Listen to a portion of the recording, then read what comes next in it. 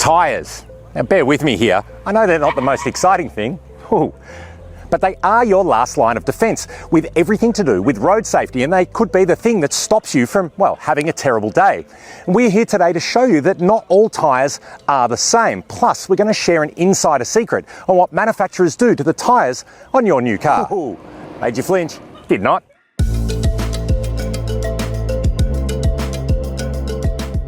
Testing tyres is a serious business with results contingent on measurement, data and practical experience. To gain an understanding of this process, we joined Dr. Edwin Pang and his team from Malaysian-based publisher Top Tyre Review to compare 3 different tyres designed for the EV market. Now, all 3 of these tyres are made for electric vehicles. We've got a Bridgestone Turanza 005, we've got a Michelin E-Primacy and a Giti Control P10. Now, what's interesting is the Bridgestone and the Giti are currently OE, original equipment, supply on a Tesla Model 3. The reason this one's different, by the way, is the actual GTs we're testing are on the Tesla Model 3. The Michelin, though, is a replacement tyre. So this is one that you'll go to the local tyre shop to get once you need to change over your set of tyres. But you can get the Bridgestone and the Giti as replacement tyres as well. Now, we're going to be testing performance today of all 3 tyres in both the wet and the dry over a number of different exercises. Let's go take a look. Our testing location is the Gajah Tunggal Proving Ground, Southeast Asia's largest tyre testing facility, located about 2 hours east of Jakarta in Indonesia. The proving ground includes areas for wet and dry handling tests, a variety of road surfaces to assess braking performance, a high-speed banked oval, and even an off-road circuit. Our tests will include braking in both wet and dry conditions, sound measurement, and a wet and dry handling analysis using a Tesla Model 3 with 245/45 profile 18-inch tyres used. To showcase the impressive level of detail that both Dr. Edwin and the facility go to obtain accurate results, the surfaces were swept before each test, and the car was fitted with a GPS data recorder. Tyre pressures were checked before every test and set at the Tesla Model 3 placard pressure of 42 psi, or 290 kilopascals. The tyres are changed out at the end of every single test so that environmental factors like weather can be kept as close to constant for all 3 sets of rubber. Now, the dry handling loop is a chance for us to understand how the tyres perform in sort of a real-world semi-performance environment.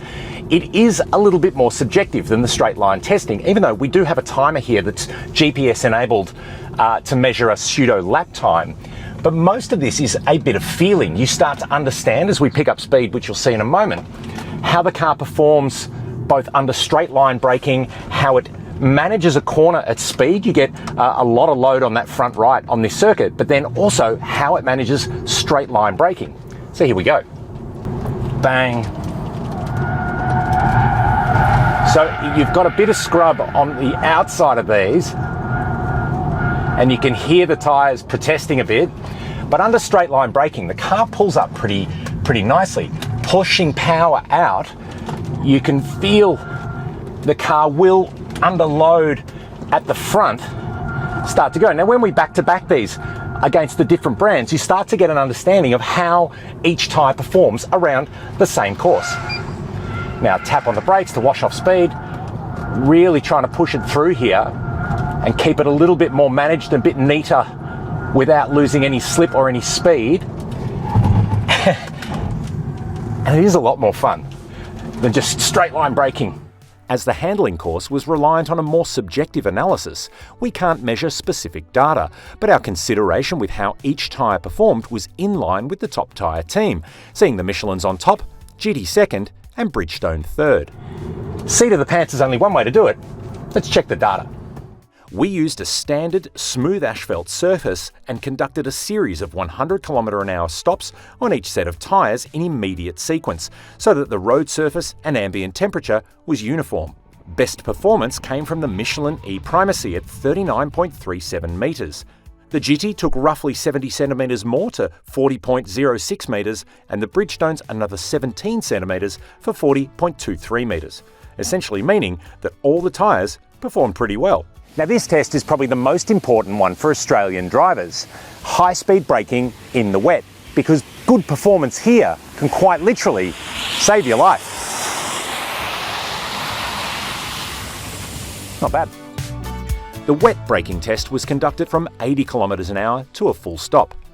Here, the Giti tyres performed the best at 32.73 metres, followed by the Michelin at 34.2 metres, then the Bridgestones at 35.09 metres. To save you the trouble, that's a 2.36 metre difference from the shortest to the longest stopping distance. Now I'm going to let you in on a little secret. Original equipment tyres, OE, are slightly different to the ones that you'll buy as replacement tyres, even if they are the same make, model and tyre code. Now here's why. The tyres fitted to a new vehicle at the factory are often developed with consultation and input from the manufacturer. These tyres need to support the goals of the new vehicle, so they tend to be designed to support dry weather braking, low cabin noise and good rolling efficiency. The downside of this is that to best achieve these goals, the OE tyres tend to have lower tread depth, which makes them not last as long. In comparison, the replacement tyres you'll buy, even the ones from the same brand and of the same type, need to support better wet weather performance and longer life, which isn't a bad thing at all, they're just a little bit different. Now, like we said in the introduction, the Bridgestones and the GTs are OE on the Tesla Model 3. We get the Bridgestones in Australia. But the best way to think about this is a printer cartridge. When you go and buy a printer and the cartridge comes with it, it doesn't last as long as the one that you buy from the shop afterwards. It's the same thing with tyres. The best part about using a facility like this is the ability to control the elements.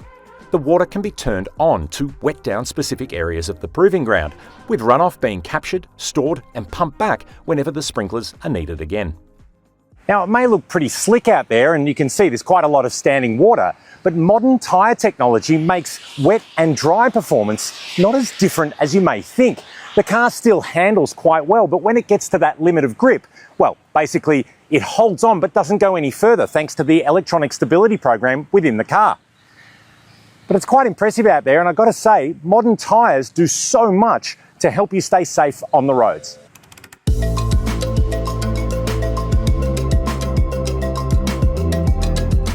So what you see on wet handling is the car actually performs remarkably well, even when you consider how it is in the dry. Modern tyre technology is pretty good, but the difference between them is actually quite noticeable in various parts.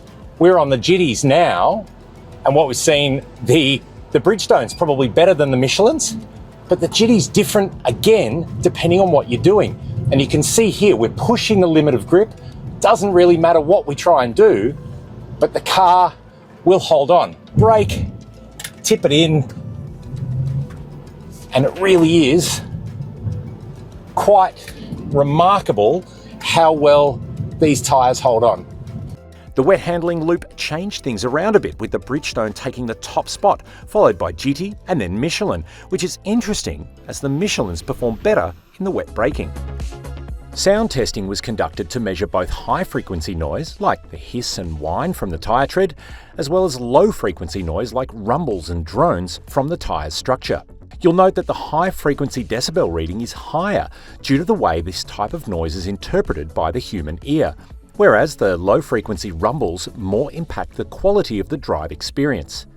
In many ways too, the tyre noise you experience in an EV is more important due to the overall quietness of the car. Let's talk about rolling resistance too, as this is crucially important to an electric vehicle's efficiency. For an EV, anywhere up to 30% of the car's energy is lost through rolling resistance, so using the right tyres at the right pressure can make a big difference. In terms of our testing, the Giti offered a resistance coefficient of 5.5, followed by the Bridgestone at 6.2 and the Michelin at 7. Where does that leave us? Well, there were plenty of discussions had and calculations performed, but we have some clear results. The Michelin e-Primacy wins the comparison, closely followed by the Giti Control P10, with the Bridgestone Turanza T005 coming in third. Considering too that the Michelin are the after-sales tyre rather than original equipment fit is a bit of a highlight, but also consider that the Gitis, which are currently original equipment on some BYD models and are soon to be the 18-inch OE on Tesla Model 3 in Australia, is a relatively new player in our market and definitely more affordable than both the Michelin and the Bridgestones, is also pretty impressive. Summarily, if dry performance for your EV is important, the Michelins are your best bet. But wet performance and value sees the Giti as the most consistent. That said, all tyres performed within close margin of each other, so when the time comes for you to buy some new rubber, consider these results and maybe shop around and hope you get a good deal. Well, there we go. Proof that tyres ain't tyres, as they say in the classics. And something that shows with a little bit of research and perhaps asking a few questions, you can not only have something that, well, may save your life, but it may save you a few bucks in the process. Now, of course, if there's anything more you want to know about the tyre testing that we've done here today, or tyres in general, head on over to Drive.com.au. And of course, if you've enjoyed this video, hit like, hit subscribe, and ask us any questions in the comments below. If you were going shopping for tyres, what brand is your number one choice? We'd like to know.